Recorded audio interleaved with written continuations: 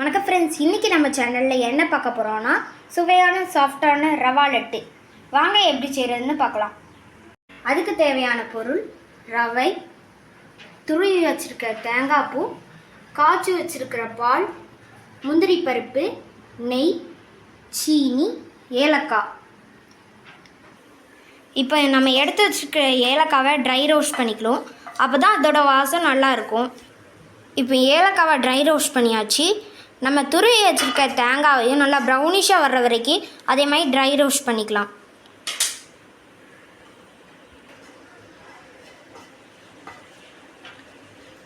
ஈரத்தன்மை போகணும், அப்போ தான் ரவா லட்டு கெட்டு போகாமல் இருக்கும். இந்த மாதிரி உதிரியாக இருக்கணும். இப்போ அதை ஒரு பாத்திரத்தில் மாற்றிக்கலாம்.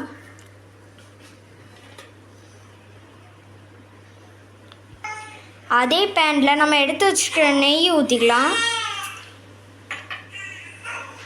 அதில் நம்ம கட் பண்ணி வச்சுருக்கிற முந்திரி பருப்பை நெய்யில் போட்டு நல்லா வறுத்து எடுத்துக்கலாம்.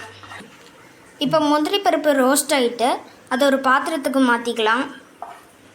அதே நெய்யில் நம்ம வச்சுருக்கிற 2 கப் ரவையை போட்டுக்கலாம். செகண்ட் கப்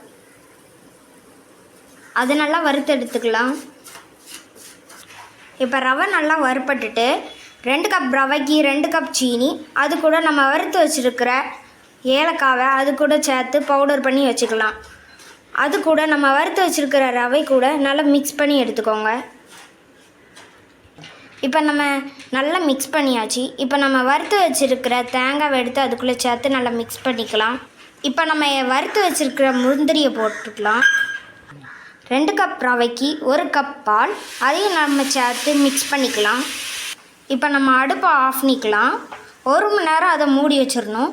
அப்போ தான் நல்லா சாஃப்டாக கிடைக்கும். இப்போ இது 1 மணி நேரம் ஆகிட்டு இப்போ அதை ஓப்பன் பண்ணி பார்க்கலாம்.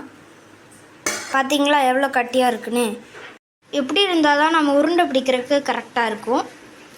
இதை நல்லா டைட்டாக பிடிச்சிக்கோங்க. இப்போ இது உருண்டை ரெடி ஆயிரும். இப்போ இது லட்டு ரெடி ஆகிட்டு இதேமாதிரி அவ்வளோத்தையும் நம்ம பிடிச்சிக்கலாம். இப்போ ரவா லட்டு ரெடி ஆகிட்டு வாங்க டேஸ்ட் பண்ணி பார்க்கலாம்.